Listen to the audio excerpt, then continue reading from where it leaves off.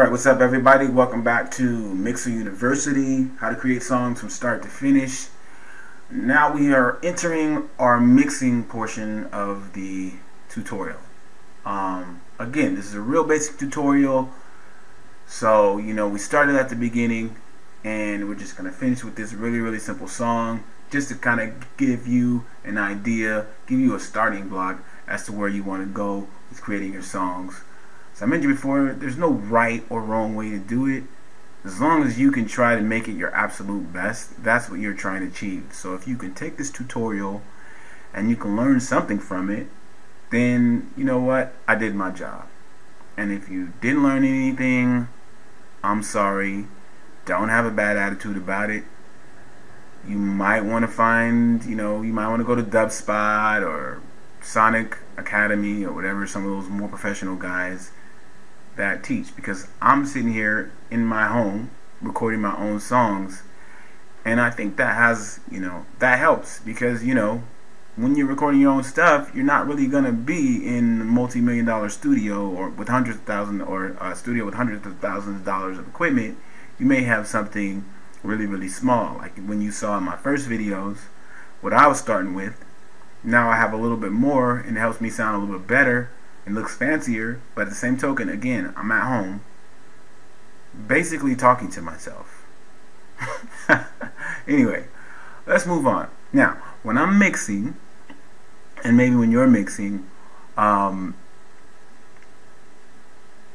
generally take a long time to mix, 2 hours, maybe an hour to 2 hours mixing. In this particular tutorial, I'm not going to spend a lot of time mixing. Simply because my system doesn't record the system audio at the same time as it does me talking to you, so I can't really turn the monitors up as loud as I want them. But generally speaking, when you're mixing, you don't want them turned all the way up anyway. That is a big mistake that a lot of people make when they're mixing their stuff, is they're always mixing with their speakers super duper loud. Now, when you're recording rap and hip-hop, it may be a little bit different, because for the simple fact that people that listen to rap and hip-hop turn the music all the way up. But if you're in a different realm, when you're in R&B, pop music, some rock and roll, folk music, alternative, and the different kinds of music out there, 80%, 90% of the population really does not turn their speakers all the way up. So you need to mix your music to a point where it sounds good loud and where it sounds good low. So the best way to do that is to have it medium. Duh. If you put it at a medium loudness or audio level, that when you go and you play it in a regular, maybe on an iPhone, people can hear what's going on. If they play it in their car, they can hear what's going on. If they play it in some earphones, think about it. You want your song to have a nice roundabout mix. That way it can sound well and everything.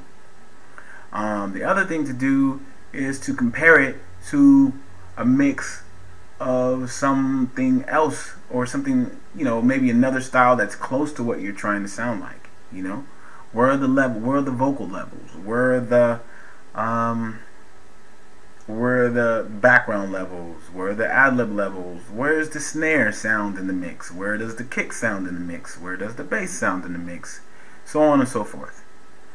These are really important things to pay attention to, and really, when you really get a chance to dive into it, try to be very particular about it. Try to be almost OCD about it, Try to get, try 3 or 4 different mixes of your music and play them in 3 or 4 different sources, and make sure that you got a good sound going all the way around.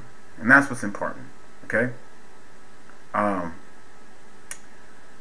So, starting from the beginning.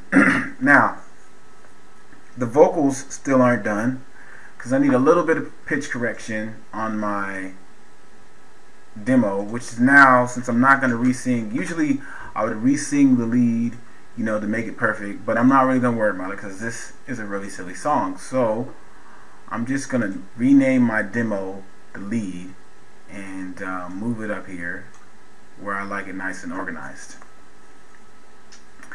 and I'm going to add some pitch correction on this. So I'm going to highlight it, and in this case, since we're in Sonar X2, I'm going to use Rolling V vocal. So I'm going to push Shift V, which is going to bring up the Rolling V vocal, and we know that it's in D minor. So and I'm already in the pitch section of V vocal, so I'm going to go scale, I'm going to change to minor, I'm going to hit the key of D, and I'm going to correct. So it's going to make it sound more in pitch. And I'm not really going to worry about how it sounds audibly, but what you want to do in the future is you want to even solo it and listen to it and make sure that whatever pitch correction you use makes it sound good. If it doesn't sound good, but you know you are singing the key that you wanted to sing, then make sure you go in and you tweak that to make it sound right. And again, that's more of an advanced tutorial. Right now this is something we're just sticking to the basics on it. Now that I know this is the one that I want, I'm going to bounce this clip and get rid of the V vocal so I can save CPU space.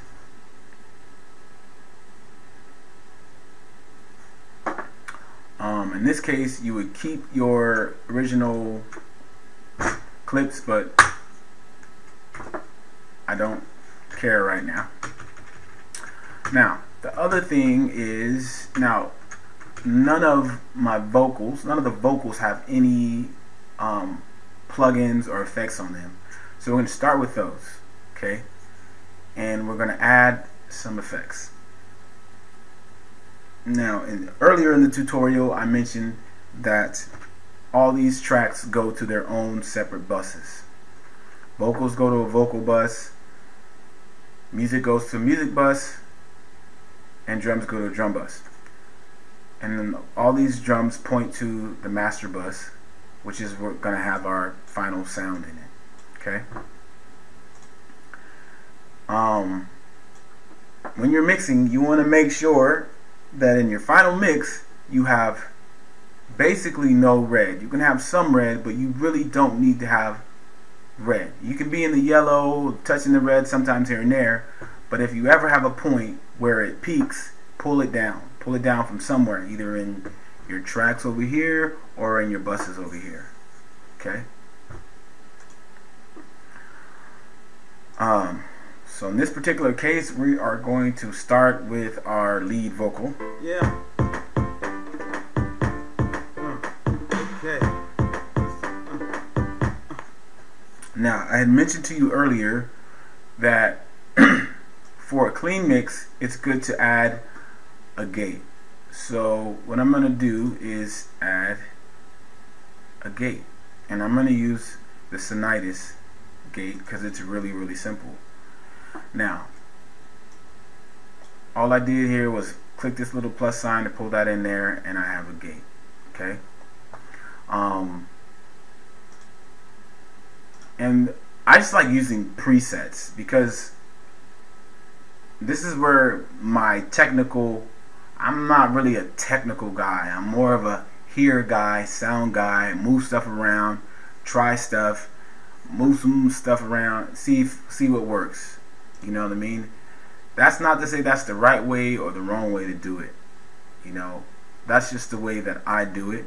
Now, if you come from more of a technical aspect and you want to learn how the stuff works and what it really does, that's another tutorial. That is, go to a sound school, go to an engineering school where you got to pay thousands of dollars to learn to really dive into that stuff. If you thought that this is what that is, I'm sorry, it's not.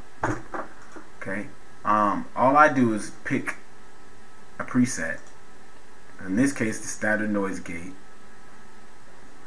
And then, you know, if I detect any problems with it, then I will fix it. Meaning, like, I'll change this little knob here called the threshold down or up. You know, if something gets chopped off, what it'll do sometimes, it will chop off the beginning of a vocal, and you'll have to turn the threshold down or up to adjust to that. And there's just, you see there's tons of knobs and tons of faders and stuff. You know, I would just suggest play around with it. If you got a lot of time, just keep playing with stuff until you get the sound that you're looking for. Let's get this on the right vocal here. Alright. And then I'm just going to copy these over to every single one of my vocal tracks. So, and I'm just going to do that. So I'm holding the control button down and I'm just dragging these over into these vocals like such, to every single one.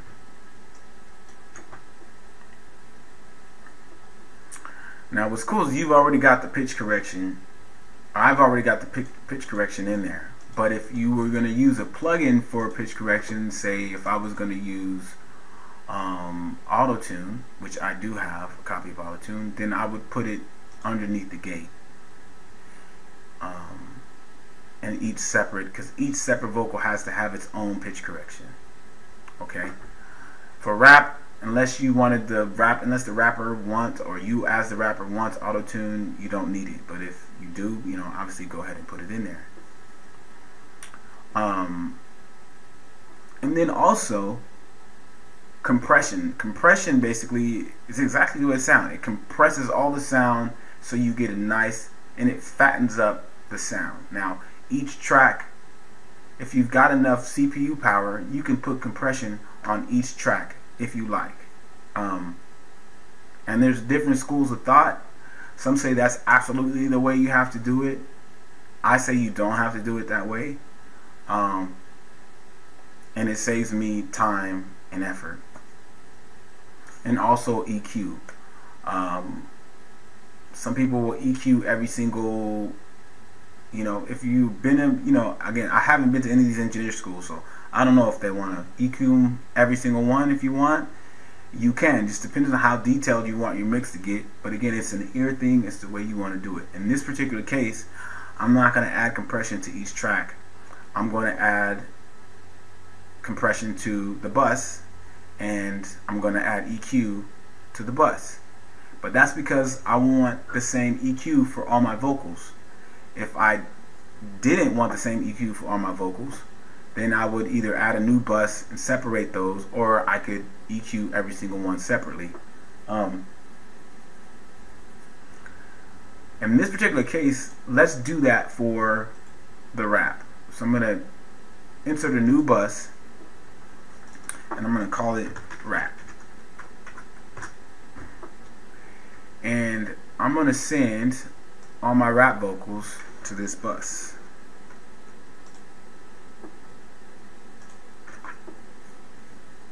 Okay.